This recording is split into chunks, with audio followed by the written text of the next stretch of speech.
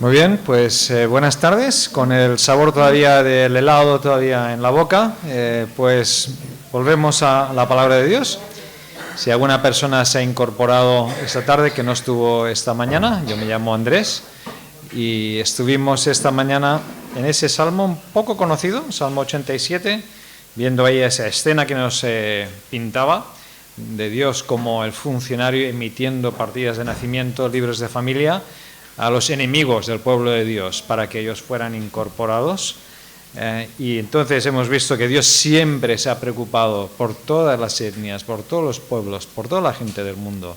Siempre ha tenido un plan y quiere usar su pueblo, pues como nos acaban de recordar, pues como una casa que ilumine en una noche oscura, que la gente que está ahí fuera perdida en la oscuridad pueda ver esa luz y esa esperanza y ser atraída como un gran imán atraída hacia Dios. Esto era en el Antiguo Testamento. Podríamos haber seguido con más pasajes del Antiguo Testamento. Veríamos allí los aspectos de la misión que sobre todo trabajan este concepto de bendecir, de amar, de atraer, la necesidad de atender las necesidades físicas, sociales en la sociedad que nos rodea en nombre de Dios y expresando su amor.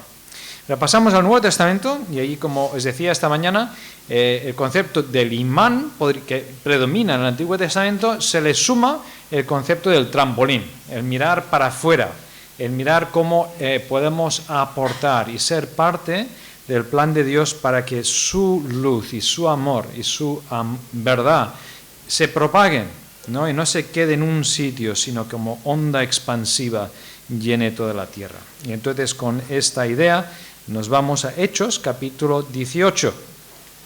Entonces aquí pues vamos a estar viendo algunos principios que nos pueden ayudar a nosotros también en nuestro contexto, pensando pues cómo yo con mi pequeña vida, nosotros con nuestras pequeñas iglesias, qué podemos aportar nosotros a un mundo tan grande, tan hostil a veces, que nos parece tan difícil de llegar allí. Pues Hechos capítulo 18 y vamos a leer a partir del versículo 1. Dice así la palabra de Dios. Después de esto, Pablo partió de Atenas y fue a Corinto. Y habiendo hallado a un judío llamado Aquilas, natural de Ponto, recién llegado de Italia con Priscila su mujer, porque Claudio, el emperador, había mandado que todos los judíos fueran expulsados de Roma, Pablo acudió a ellos. Como eran del mismo oficio, permaneció con ellos y trabajaba, pues su oficio era hacer tiendas. Y discutía en la sinagoga todos los sábados y persuadía a judíos y a griegos. Cuando Silas y Timoteo llegaron de Macedonia, Pablo se dedicaba exclusivamente a la predicación de la palabra, testificando a los judíos que Jesús era el Cristo. Pero como ellos le contradecían y blasfemaban, sacudió sus vestidos y les dijo: vuestra sangre sea sobre vuestra cabeza, yo soy limpio y de aquí en adelante iré a los gentiles. Se trasladó de allí y entró en la casa de un hombre llamado Tito Justo, quien era temeroso de Dios y cuya casa estaba junto a la sinagoga. Crispo, el principal de la sinagoga, creyó en el Señor con toda su casa, y muchos de los corintios que oían, creían y eran bautizados. Entonces el Señor dijo a Pablo de noche por medio de una visión: no temas, sino habla y no calles, porque yo estoy contigo, y nadie pondrá la mano sobre ti para hacerte mal, porque yo tengo mucho pueblo en esta ciudad. Pablo se quedó allí 1 año y 6 meses enseñándoles la palabra de Dios. Siendo Galión procónsul de Acaya, los judíos de común acuerdo se levantaron contra Pablo y le llevaron al tribunal, diciendo: este persuade a los hombres a honrar a Dios contra la ley. Cuando Pablo iba a abrir su boca, Galión dijo a los judíos: si se tratara de algún agravio o de un crimen enorme, oh judíos, conforme a derecho yo os toleraría. Pero ya que se trata de cuestiones de palabras, de nombres y de vuestra ley, vedlo vosotros mismos. Yo no quiero ser juez de estas cosas. Y los expulsó del tribunal. Entonces todos tomaron a Sóstenes, el principal de la sinagoga, y le golpeaban delante del tribunal. Y a Galión, ninguna de estas cosas le importaba. Vamos a orar. Pues Señor, te pedimos que las palabras de mi boca y la meditación de todos nuestros corazones sea grata delante de ti, roca y redentor nuestro. Amén. ¿Cómo le ves a Pablo? ¿Qué imagen mental tienes de Pablo? ¿Miedica? Probablemente no sea la primera palabra que nos venga a la cabeza para describir al apóstol Pablo, ¿no? Como un roble, ¿no? Un hombre ahí recio, contra viento y marea, ¿no? Cursando los mares para predicar el evangelio contra toda oposición, ¿no? Una roca, ¿no? Fijaros el versículo 9, ¿no? ¿Por qué fue necesario que Jesucristo mismo le diera en visión de noche el mensaje para decirle a Pablo, no temas? Si tienes que decirle a alguien, no tengas temor, ¿por qué será? ¿Por qué será? Porque estaba teniendo temor, ¿no? No casa muy bien con esta imagen de Pablo, ¿verdad? ¿Qué hizo que Pablo se sintiera atemorizado en esa situación? El pasaje comienza, él va andando, ha dejado a Atenas detrás, a las espaldas. Allí había predicado el evangelio, había habido una respuesta pues pequeña, había algunas personas que habían creído en el evangelio, pero no muchas. Podríamos tildarlo pues una respuesta un poquito decepcionante, a medias, ¿no? Y ahora se dirigía a Corinto. Y él va andando y tenéis que imaginaros que la carretera está siguiendo la costa, en la parte sur de Grecia. A su mano izquierda hay una ría que entra del mar, ¿no? Y él está viendo esa ría, él está caminando por la orilla norte de esta ría.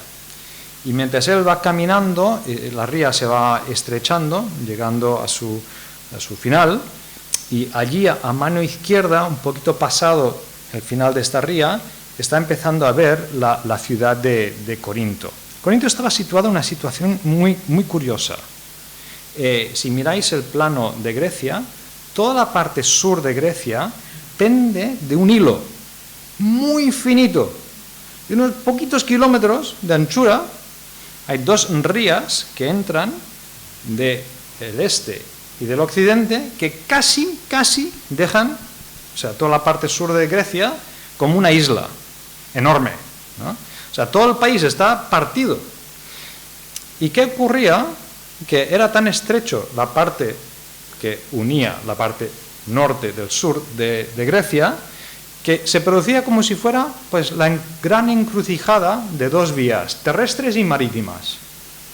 De hecho, lo que ocurría es que, como la costa era muy traicionera, con muchas rocas, para evitar ese peligro, traían en barcos la mercancía fuera del occidente a un puerto de la ciudad de Corinto, descargaban la mercancía y lo llevaban cruzando la pequeña península al otro puerto y lo volvían a cargar, o si el barco no era muy grande, sacaban el barco entero del mar y sobre troncos lo iban rodando y pasando de un mar al otro mar y después seguía navegando. O sea, esto es como la vía del tren, ¿no? Tú vas caminando, párese usted, ¿no? Y aquí paramos y ahora va pasando un barco. O sea, habrá sido realmente muy curioso verlo. Y esto realmente ocurría. Dos vías terrestres, norte a sur, marítimos, este a occidente, una ciudad enorme, poderosa, cosmopolita, que se fundó en el comercio y además una ciudad potente. Atenas estaba en horas bajas, había quedado una población de unos 10.000 habitantes en este tiempo pero Corinto tenía 750.000. Era 75 veces más grande que Atenas, más o menos. Era de las 3 ciudades más importantes del Imperio Romano. Donde hay un puerto en una ciudad, ¿cuál va a ser el tenor moral de la ciudad? Esta ciudad tenía 2 puertos, tanto marinero por ahí, y encima, detrás de la ciudad, una colina con un imponente templo dedicado a la diosa Artemisa, la diosa del amor y del sexo, y cada noche bajaban de ese templo 1000 prostitutas sagradas por las calles de la ciudad. En ese contexto, el Evangelio, este mensaje, en una ciudad tan grande, tan imponente, tanta gente, tan cosmopolita, con una ética greco-romana tan hostil realmente a los valores del Evangelio, ¿allá puede crecer el Evangelio? Ostras, pero si esto suena a Barcelona, una ciudad de mucha población que ha crecido porque se cruzan las vías de comunicación terrestres, marítimas, que durante los siglos pues ha tenido también su ética, y ahora en el siglo XXI volvemos al mundo greco-romano, la ética sexual pues se parece mucho, ¿no? Pues si Pablo tenía cierto temor y le parecía difícil ir a predicar allí, pues igual esto para mí puede ser bastante alentador, porque yo me siento así muchas veces. Yo no sé vosotros, ¿no? Piensas en tus amigos, ¿no? Tus compañeros de trabajo, tus parientes, tu familia que no conocen al Señor. No sé, ¿soy yo solo o a veces nos sentimos, ostras, es que lo voy a estropear todo, ¿no? Si vuelvo a intentar hablar del Señor, es que van a cortar la relación, no van a querer nunca más salir a cenar conmigo, ¿no? Señor, no sé qué hacer, ¿no? ¿Te sientes así un poco? Pues este pasaje espero que te sea alentador, igual que para mí lo es. 3 cosas en este pasaje que espero que nos puedan realmente ayudar a sentir confianza. En el primer lugar, confiemos en los enormes propósitos de Dios. Fijaros cómo nace esta iglesia, porque claro, este pasaje nos cuenta el nacimiento de esa iglesia. ¿Cómo llega el Evangelio a Corinto? Por un lado, viene andando desde el oriente un misionero, Pablo.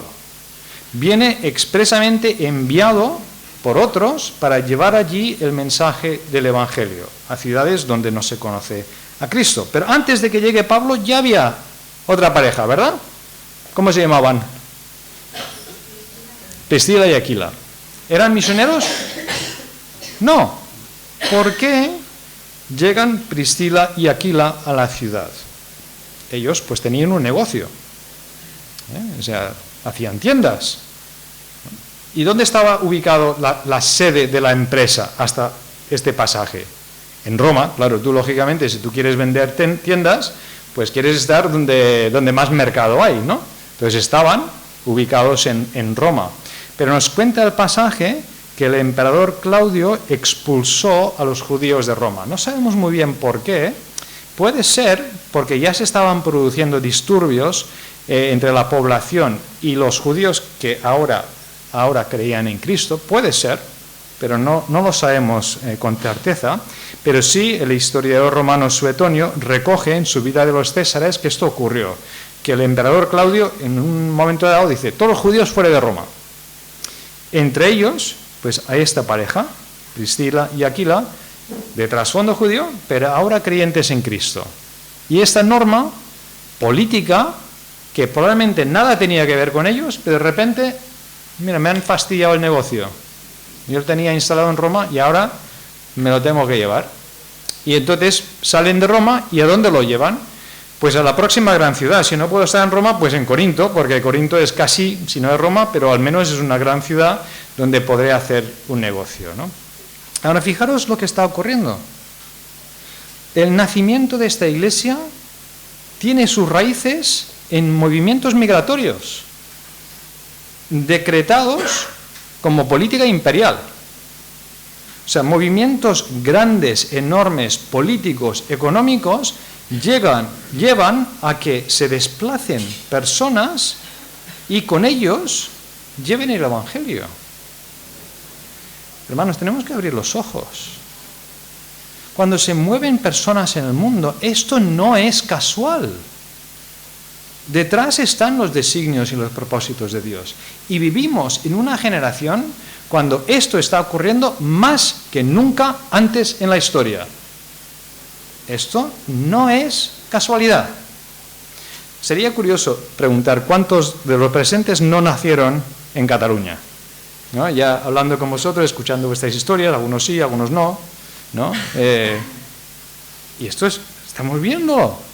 Dios está haciendo algo. La semana pasada estuve en esta otra asamblea, como os decía, y me presentaron una joven pareja ucraniana. Y ellos están ahora ubicados en Valencia. Y no los conocía de nada, me los presentan y me dijeron, la persona que me los presentaba, están evangelizando ucranianos y plantando una iglesia ucraniana en Valencia. Entonces empiezo a hablar con ellos, descubro que a día de hoy hay al menos 50.000 ucranianos en Valencia. Claro, desde la guerra.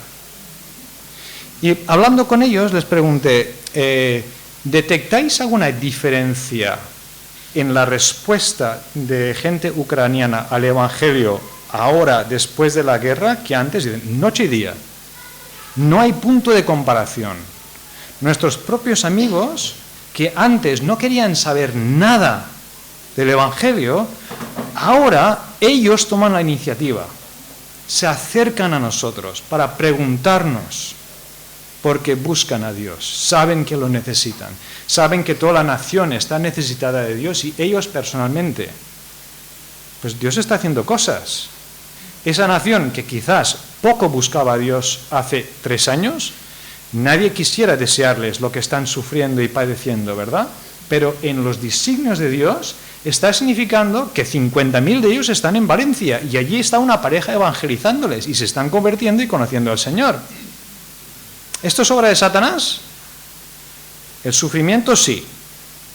La guerra sí. El que nazca una iglesia ucraniana en Valencia, absolutamente no. Tenemos que abrir los ojos y darnos cuenta que están ocurriendo cosas constantemente en nuestro entorno que no solemos verlas como cosas espirituales. ¿Dónde vives? ¿Qué ha llevado a que tú vivas donde vives? ¿Dónde trabajas? Párate un momento y piensa, cuando salgamos de este retiro, el lunes por la mañana, ¿dónde piensas que vas a estar? ¿Tu lugar de trabajo o de estudios?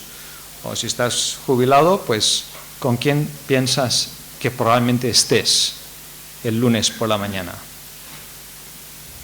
¿Cómo cambiaría la cosa si pensáramos que Dios, cuando miró el mapa del mundo, decidió que tú este lunes estuvieras allá? Pero es que esto es lo que ha ocurrido. Ahora la pregunta es, piensa en ese lugar y piensa quién más estará allí. ¿Lo captamos? No es casualidad. Estés donde estés, Dios tiene un propósito con esto. Y no estamos hablando de los misioneros, que también llegó Pablo, pero es que el nacimiento de esta iglesia tiene sus raíces en un hombre de negocios que abre los ojos y se da cuenta, me han fastidiado el negocio en Roma, pero se me ha abierto una oportunidad de llevar el Evangelio a Corinto. Y él era el menos parlanchín, casi siempre se le nombra a la mujer primero, probablemente ella hablaba más, probablemente era más extrovertida, no lo sabemos, esto es una intuición, ¿no? He dicho, esto ya... no se sabe, pero mayormente se le nombra a ella primero antes que él, una curiosidad, ¿no? Entonces, fijaros, personas diferentes, con llamados diferentes. Diremos algo más sobre esto en este contexto. Pero abramos los ojos. Somos tan cortos y a veces nos creamos nosotros mismos problemas donde quizás no los haya. Conté cuando estuvimos en la asamblea de GBU una experiencia que yo viví en Benidorm, en la primera etapa cuando vinimos a España. Yo estaba sirviendo a la iglesia allí, intentando ayudarles a levantar obra estudiantil y entre los jóvenes también, y estuve jugando a fútbol en un equipillo de estos de barrio, y se convirtió un hombre joven ecuatoriano en la iglesia, y él también se vino a jugar a fútbol también. Y se me ha quedado grabado esta experiencia que viví en el vestuario, cambiándonos después del partido. Yo llevaba tiempo ahí jugando en ese equipo, tiempo. Habían 2 jóvenes magrebíes también en el equipo, ¿no? Y este chico, que recién se ha convertido, ese día viene y nos estamos cambiando. Yo tengo a mi lado los 2 jóvenes magrebíes y él más allá, ¿no? Sentado. Y se gira y les dice, ¿sabéis lo que me ha ocurrido esta semana? Me he convertido. ¿Eso qué es? Pues que ahora soy cristiano. Ah, sí, nosotros somos musulmanes. ¿Eso qué es? Les dice. Bueno, que creemos en el Corán. Ah, sí, yo leo la Biblia, es fascinante. Y me di cuenta, ostras, yo aquí, Señor, ayúdame a que yo pueda compartir alguna vez el Evangelio, Señor, sin ofender, ¿no? Y él, en su sencillez y su ignorancia, bendita ignorancia, él no sabía todo lo que nosotros sabemos, que no se les puede compartir el Evangelio a los musulmanes, que no se te ocurra, porque se van a enfadar. No se enfadaron, les parecía normal. Si esto le entusiasma a él, pues a ellos también, pues ellos hablaron de que ellos son musulmanes.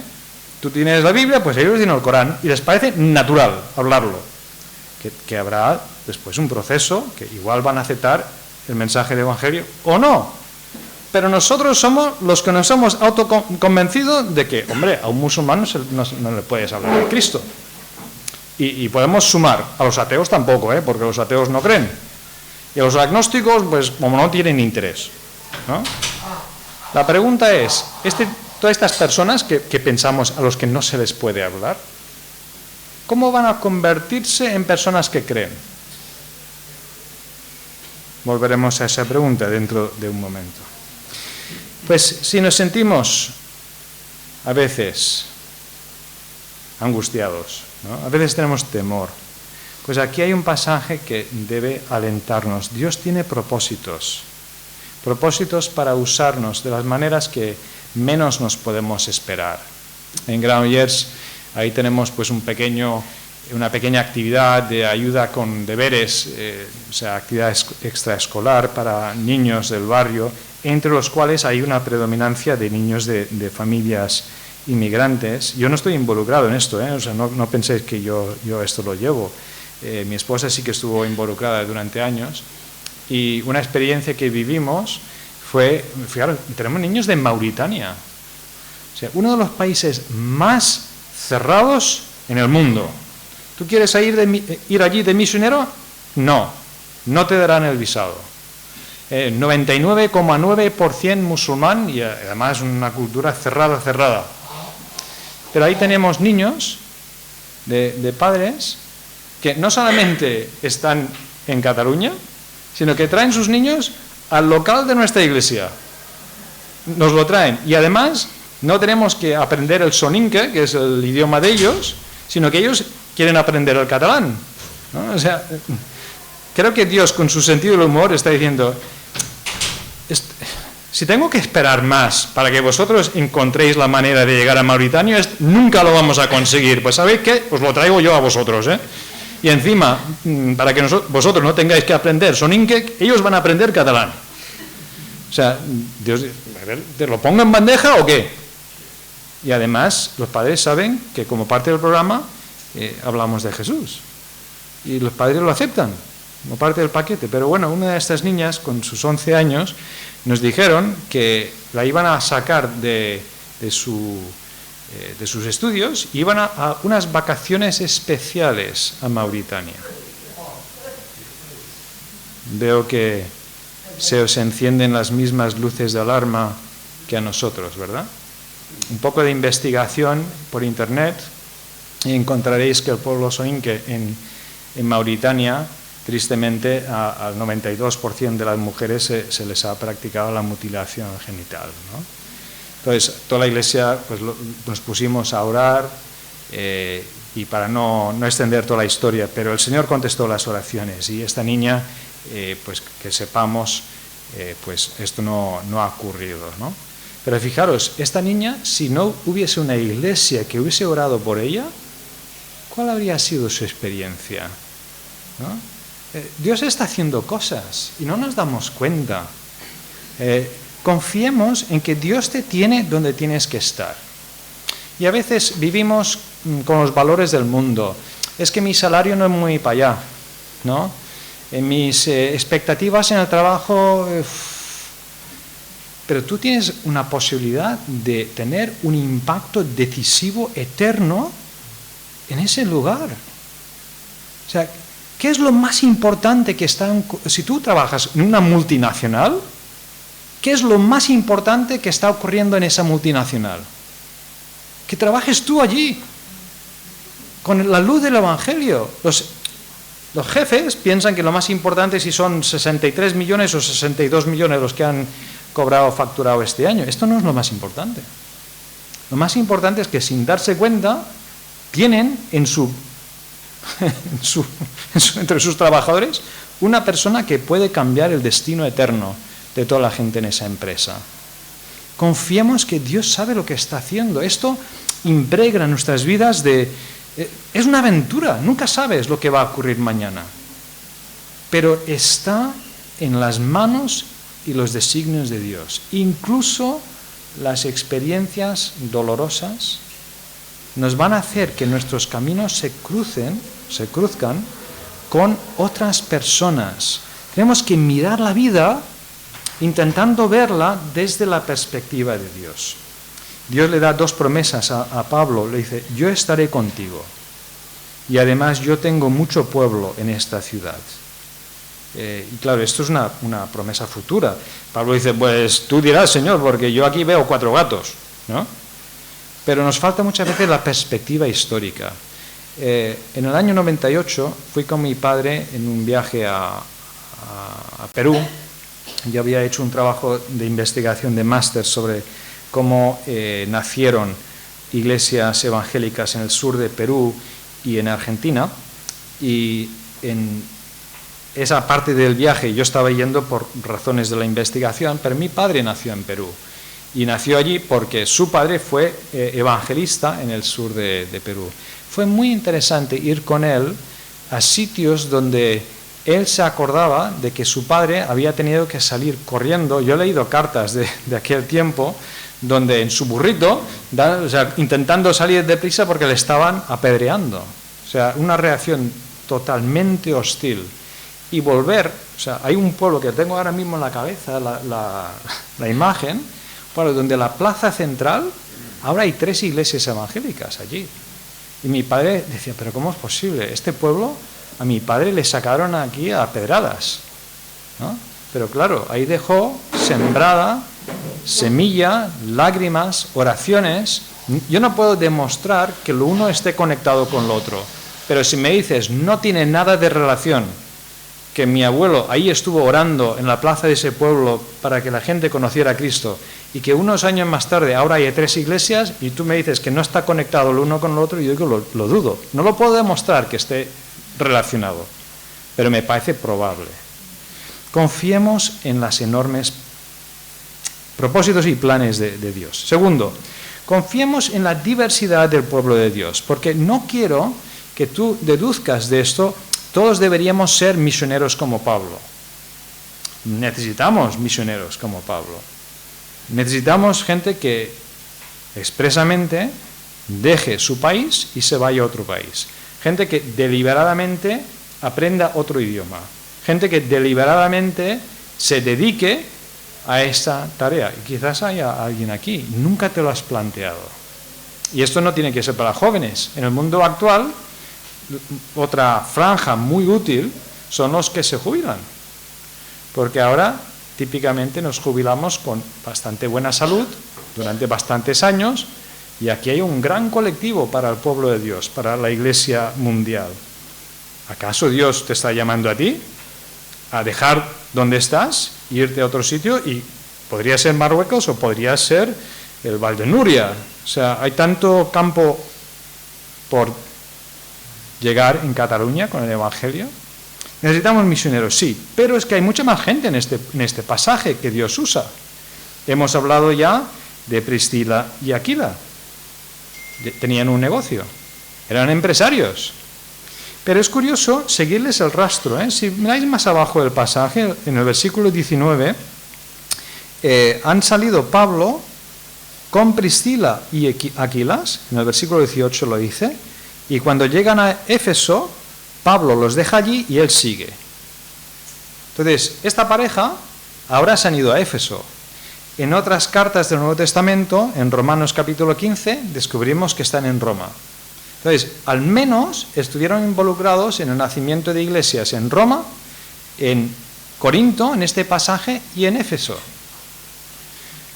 ¿Cuál es tu profesión? ¿Tienes posibilidades de elegir entre una opción y otra, trabajar en un despacho o en otro? Cuando te plantees dónde vas a vivir, ¿tienes en cuenta entre dos opciones cuáles te pueden abrir más oportunidades para el reino y para el Evangelio? Pues estas son las cuestiones que deberíamos también llevarnos a nuestra vida laboral y nuestra vida, digamos, también, que no solemos ver como parte de la misión. Pero hay más personas. ¿Qué otros dones veis en el pasaje? Me paro un momento. O sea, hay el don de la proclamación misionera.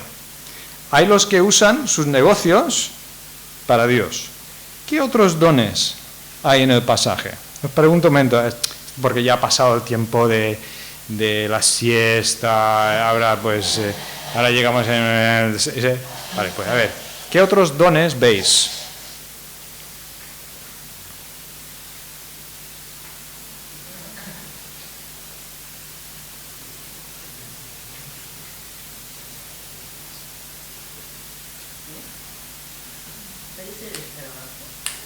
Sí, o sea, Priscila y Aquila usaron su trabajo para servir a Dios, ¿correcto?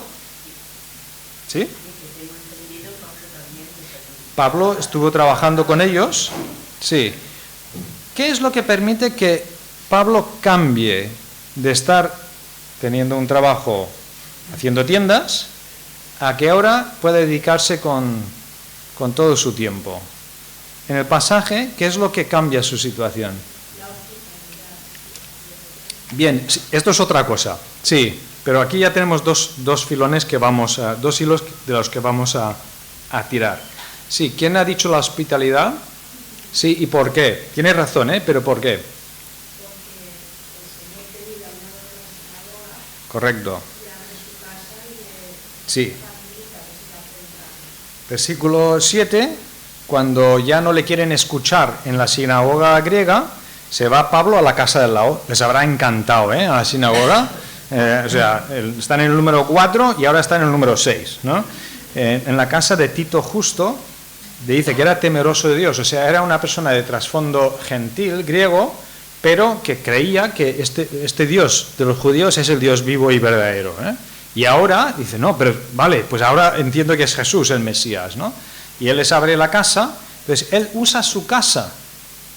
Quizás no era predicador, probablemente no lo era, pero él abre su casa para que sea de bendición a otros. Tu casa es un gran recurso para el reino de Dios. Invita a la gente, que vengan a cenar, ¿no? ¿Qué es lo que se te da mejor preparar? ¿No? ¿La tortilla? Las tortillitas de camarón, esto ya esto me queda de la conversación antes de lo andaluz, sí, o los choricitos, a la barbacoa, a la sidra, a los asturianos. Lo que se te dé mejor preparar, eso puede ser una herramienta para el reino. Invita a la gente a casa. la hospitalidad es probablemente el don más infravalorado y es potentísimo. Traer gente a tu casa que vean lo que es un hogar centrado en el Evangelio. Y no tienes que hacer nada, que cenen tranquilamente. O sea, no tienes que hacerte la idea, tenemos que hacer, se empiezan los cultos con los anuncios y después viene el himno, ¿no? Pues aquí en casa, los anuncios, cena.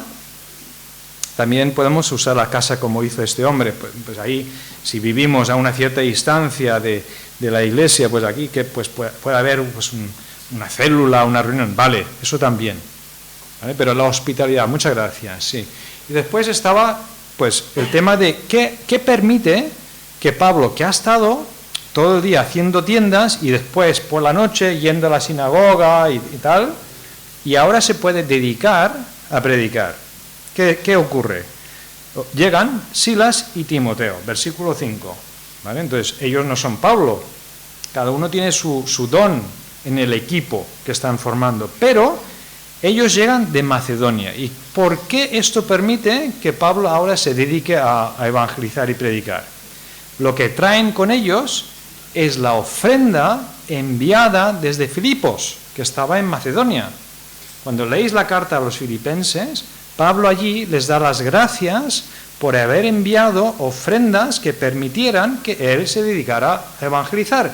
Y aquí llega, en este versículo llega esa ofrenda. Entonces, desde la instancia, en el norte de Grecia, ese otro don de ofrendar está repercutiendo directamente en el nacimiento de la iglesia en Corinto. Fijaros la diversidad. Unos usando su trabajo, uno como misionero, uno usando su casa, unos ofrendando, y la lista sigue. Entonces, no intentes ser una persona diferente de quien eres tú.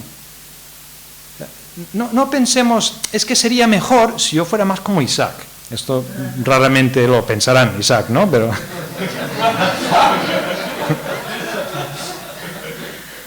¿no? O sea, Dios tiene un plan perfecto.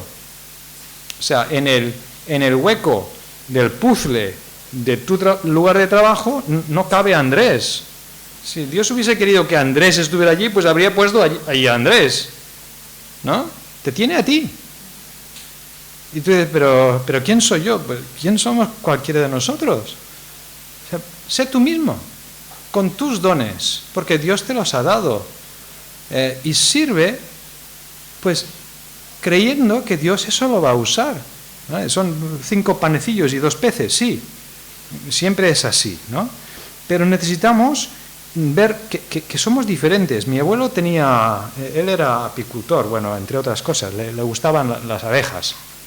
Y de niño alguna vez fui a visitarle allí, lo estuve viendo, y me parecía curioso, ¿no? Y siempre me he acordado que un día de sol, esto era en Irlanda, entonces esos días de sol eran muy raras, pero un día muy soleado, estuve yo viendo ahí las colmenas y las abejas entrando y saliendo, y él me llamó para observar, ¿no? Y me dijo, observa bien la entrada de esta colmena, ¿no? Y estuve mirándolo un rato y dices, ¿te has dado cuenta de algo? Y claro, no tanto, ¿no? Dice, mira estas abejas que están allí, ¿están aterrizando o están despegando? Y cuando me fijé en ellas, parecía que estaban siempre arrancando, estaban aleteando, pero no despegaban. Y no importaba, podías estar 5, 10, 15 minutos observando estas abejas y no despegaban. Y ¿sabes lo que están haciendo? No. ¿Lo puedes creer? O sea, los humanos creemos que somos muy listos, ¿verdad? Era el sistema de aire acondicionado de la colmena. Estaban aleteando para introducir un flujo de aire en la colmena, porque es crítico que la temperatura dentro se mantenga en una franja de temperatura. No puede ni bajar de cierta temperatura ni pasar de cierta temperatura. Y sin que nadie les diga, oye, que necesitamos tener 20 hoy, ¿no? Se organizan y ahí está el servicio de aire acondicionado, ¿no? Qué maravilla, ¿no? Y encima ni siquiera sabemos todavía cómo se organizan, cómo saben, ¿no?, que en las rotaciones de las iglesias, ¿no?, a quién le toca el sonido y todo esto, ¿no? Y ahí hay abejas que son el servicio de aire acondicionado, ¿no? Y si ellas no hacen su trabajo, pues pueden olvidarse las que están dando de comer a las larvas, porque se van a morir. Se necesitan todas y todos tienen que hacer su trabajo. Y son igualmente importantes. Esto te honra mucho. Dios ha pensado en ti y te ha creado con tus aptitudes y tus dones que son igualmente importantes. Valóralos. Date cuenta que tiene mucha importancia, ¿no? Que tú puedas hacer una buena tortilla es igualmente importante para el reino de Dios como la persona que se le da muy bien evangelizar, entenderme, en su sitio y en su momento, si lo vemos desde la óptica de Dios. Otra cosa práctica es, pensemos en amar a la gente. Tú pregunta, ¿cómo puedo hoy mostrar amor a alguien? Si haces esta pregunta, no irás mal encaminado. En el siglo II es interesante, estoy leyendo un libro sobre la historia de la Iglesia, donde un sociólogo examina la tasa de crecimiento de las iglesias en los primeros siglos. Es muy interesante. Hubieron 2 pandemias en el siglo II. Y las iglesias, el crecimiento se disparó durante las dos pandemias. Es muy interesante esto. ¿Por qué? Bueno, en esos tiempos, sin cuidados médicos, cuando llegaba una enfermedad a la ciudad, ¿qué pasaba? Que la gente se largaba, dejaba a la abuela en la calle y literalmente, alguien en tu familia enfermaba, los echaban a la calle por temor del contagio. ¿Quién recogía a estas personas?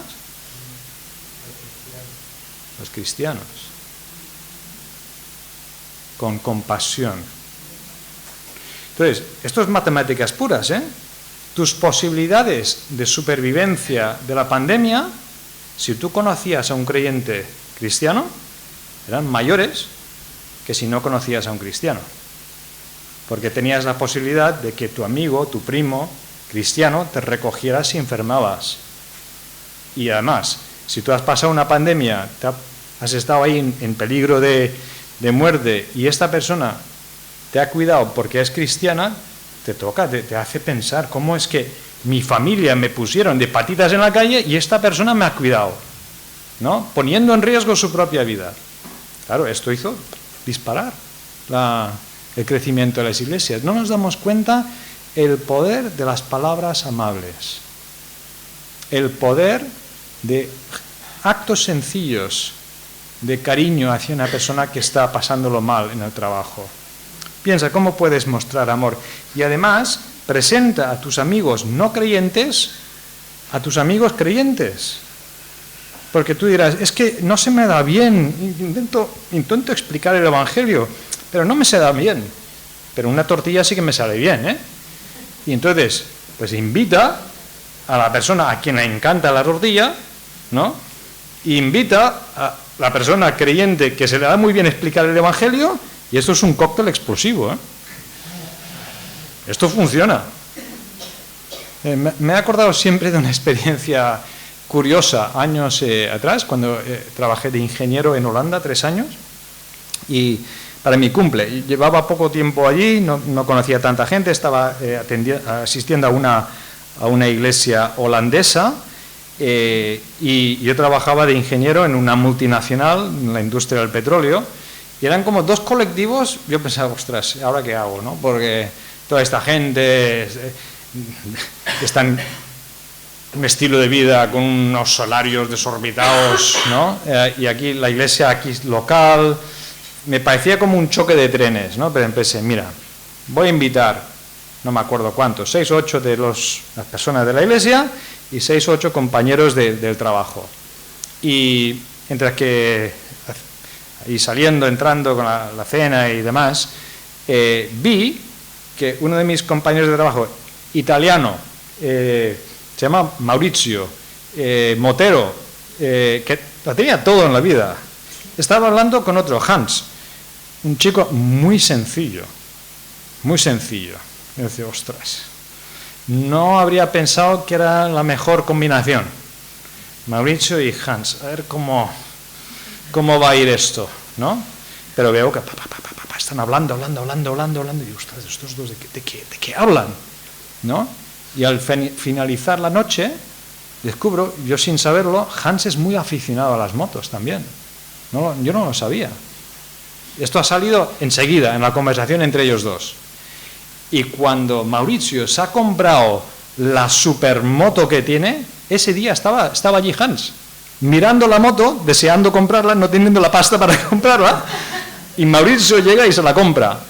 Y han quedado, antes de salir de la cena, para el sábado siguiente darse una ruta en la moto, ¿no? Y dices, bueno, no se me habría ocurrido que tuvieran nada en común Mauricio y Hans, pero resulta que tienen en común pasión por las motos italianas, ¿no? No sé a dónde llevó eso. Yo después ya salí de allí, no tengo contacto ni con uno ni con otro, ¿no? Pero confiemos en esto, que somos comunidad. Y además, cuando traemos una persona inconversa y nos ve en grupo, dice, ostras, no todos los evangélicos son tan raros como Andrés, ¿no? Esto ocurre, a mí me ha ocurrido varias veces, ¿no? Porque conocen a otra persona, ¿no? Y dicen, ostras, este se parece en esto, pero claro, esta persona no es irlandesa. Y no nos damos cuenta que cuando entra una persona y conoce a varios creyentes, empieza a notar enseguida algo. Y lo que están notando es la presencia del Espíritu Santo. Entonces, no intentes ganar la guerra sola. Dios espera que vayamos en comunidad. Y hay un poder en comunidad simplemente cenando juntos. Y casi no tenemos que hacer nada más. Llevará con el tiempo a oportunidades para compartir el Evangelio. Entonces, confiemos en los enormes propósitos de Dios, confiemos en la diversidad del pueblo de Dios. Por último, confiemos en el poder de la palabra de Dios. Fijaros, ahí en medio del pasaje, en el versículo 8, leemos, muchos de los que se divirtieron, creyeron. ¿Sí? Esto es lo que el pueblo evangélico cree. Cuando vean que nos sabemos divertir, se convertirán. ¿Eh? Esto se ha convertido en un artículo de fe del pueblo evangélico, ¿no? Muchos de los que oían, creían. La fe viene por el divertirse. Ojo, la diversión es buena y saludable, ¿eh? La risa es buena, ¿no?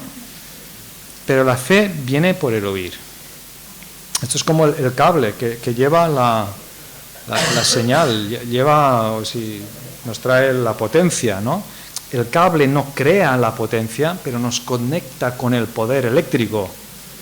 Y la fe, que va a transformar la vida de otra persona, viene por escuchar el Evangelio. Muchas veces estoy hablando con líderes de jóvenes y me dicen, no, es que no hacemos predicaciones en nuestro grupo de jóvenes porque la mitad no son creyentes. A ver, ¿y cómo van a dejar de ser no creyentes y pasar a ser sí creyentes? La fe viene por el oír. Y los que hemos perdido la confianza en la palabra de Dios no es el mundo, porque el mundo nunca la tuvo. Somos nosotros, que parece ser que en el mundo actual hemos perdido la confianza, ojo, con un tono correcto, sin atacar, sí, contestando dudas de la gente, sí, en espacios razonables de tiempo, y espero que no me esté alargando yo mucho, ¿no? Sí, pero la palabra es la que produce el nacimiento de la fe en el corazón de las personas que todavía no tienen fe. Confiemos en ella, ¿no? en GBE, que ahora está empezando Ana. ¿Cuál es la esencia, ¿no?, de que los adolescentes puedan compartir la palabra de Dios con sus compañeros? Necesitamos herramientas para dar confianza a los creyentes para que podamos compartir la palabra de Dios unos con otros. Pero es verdad, hay muchas maneras de hacerlo. Pablo en este mismo pasaje, fijaros la diversidad. En el versículo 4 debate, en el versículo 5 persuade. Ya entonces se dedica a la predicación y testifica.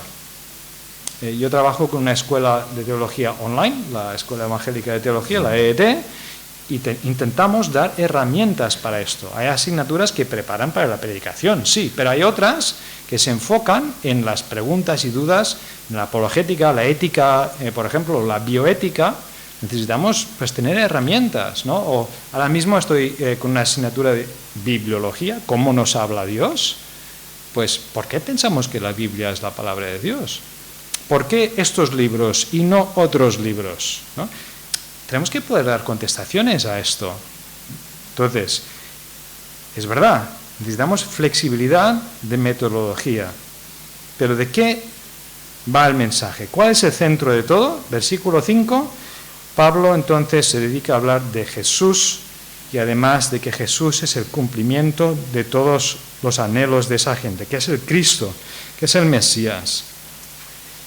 Es verdad que más tarde le acusarán a Pablo de enseñar una manera de honrar a Dios que es contra la ley, en el versículo 13. Esto es una media verdad.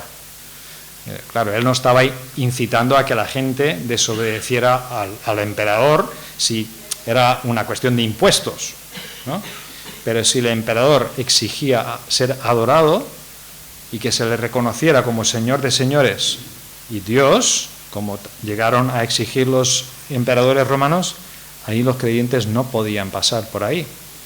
Entonces sí que es verdad que el mensaje requiere confiar en Cristo, requiere arrepentirnos, requiere lealtad completa, pero se centra en Él, se centra en Cristo y cómo Él cumple todos los anhelos de todos los seres humanos de todas las culturas. Y este es el mensaje que crea una respuesta en el corazón del ser humano. Y hay que orar que Dios despierte esa fe. Hay un detalle muy bonito en este pasaje. Por cierto, hay un español en este pasaje, no sé si lo sabíais, pero el Galión del versículo 12, Galión, procónsul de Acaya, sevillano, era de Hispalis, de Sevilla, y fue enviado como gobernador, como procónsul de Acaya. Y ahora, no sé qué impresión os lleváis de Galión, ¿no? Los judíos no muy buena, porque cambia el gobernador, le traen a este español, permitidme la manera de describirle, este ibérico, podríamos decir, y dicen, vale, pues este es el momento, ahora vamos a decirle que este Pablo es un problema, que está aquí pues, creando problemas a la ciudad, y lo presentan allí, y la acusación en el 13 es, este hombre persuade a todos a honrar a Dios contra la ley, y Pablo está a punto de defenderse, y Galión dice, no hace falta, de este tipo de cosas no quiero saber nada, ¿no? Si es una cuestión de ley judía, que los judíos, que os podáis arreglar vosotros, ¿no? Y curiosamente, ¿cómo es la gente en ese intento fallido, ¿no?, de conseguir que el gobernador persiguiera a Pablo? Cuando esto falla, todos se vuelven contra Sóstenes, que era el principal de la sinagoga. Así es el ser humano, O sea, Sóstenes, venga, que tenemos que quitarnos de encima a Pablo, y Sóstenes va, habla, el gobernador le da esta respuesta, pues vamos a dar una paliza, ostras, o sea, al menos esto, ¿no? Nos vamos a dar el gusto de, ¿no? ¿Cómo es la gente? Pero ¿dónde está el detalle bonito? ¿Este es Sóstenes? Un dedo aquí y nos giramos, vamos a unas páginas más adelante en el Nuevo Testamento. Primera de Corintios 1:1. Cuando Pablo más tarde escribe a esa iglesia que estaban haciendo en esos días, fijaros, mirad 1 Corintios 1:1. Pablo, llamado a ser apóstol de Cristo Jesús por la voluntad de Dios, y el hermano, Sóstenes. No podemos demostrarlo, pero parece muy probable que es el mismo Sóstenes. Que en esa experiencia tan amarga de verse abandonado por su propia gente y encima azotado, ¿no?, por el intento fallido de conseguir perseguirle a Pablo, le hiciera ver, a ver, ¿aquí qué ha pasado?, ¿no? Y que se iniciara un proceso de apertura al Evangelio y que llegó a que al final se convirtiera también. Termino contándoos una historia que me ha animado mucho a mí hace un par de años, porque me hizo viajar en el tiempo. Cuando estuve en el instituto, tuve un tocayo en la clase, también Andrés de la Morena. Yo quería ser Andrés de la Morena. Era un poco más alto, era más fuerte, jugaba mejor al fútbol. A mí me obligaban a cortarme el pelo cortito, lo tenía por aquí a los hombros, y las chicas se fijaban más en él que en mí. En fin, lo tenía todo. Con el patinete, no los eléctricos, los de toda la vida, él y su hermano lo dominaban tanto que llegaron a salir en la tele, en un anuncio televisivo. Yo quería ser Andrés de la Morena. Pero mientras estábamos en el instituto, se separaron sus padres y su vida cogió una dirección realmente bastante triste durante unos años. Estuvo un tiempo incluso durmiendo en la playa. Se fue a Inglaterra, su madre de allí, se metió un poco en el mundo de la droga. Yo le perdí el rastro durante años, era un poco una bala perdida. Pasados muchos años, al menos 20, escuché de terceros y cuartos una persona que era también de la clase, se cruzó y, oye, ¿tú sabes que Andrés de la Morena ahora es cristiano como tú y el otro? O sea, esto me parece que no puede ser real, porque de todos, ponemos en la lista de los 30 de la clase, del más probable que se convierta al menos, él está aquí, ¿no? Pero ahí se me quedó grabado.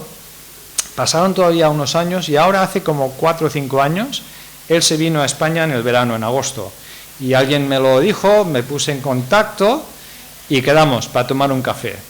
Y claro, no podía quedarme con la duda, ¿no? Digo, mira Andrés, a mí me ha llegado un rumor, ¿no? Y él ya sonreía, ¿no?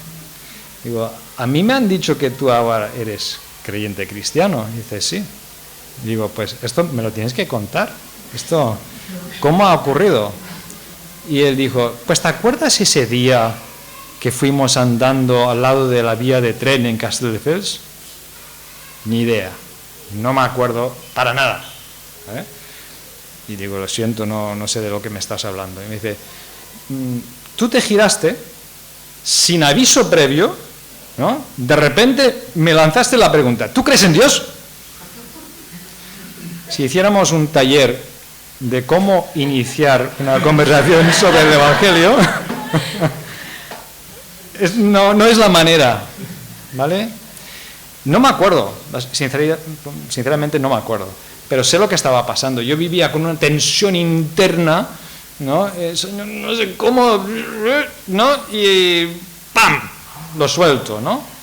Él tampoco se acuerda de lo que respondió. Yo no me acuerdo ni siquiera de la conversación. Él lo único que se acuerda es la pregunta.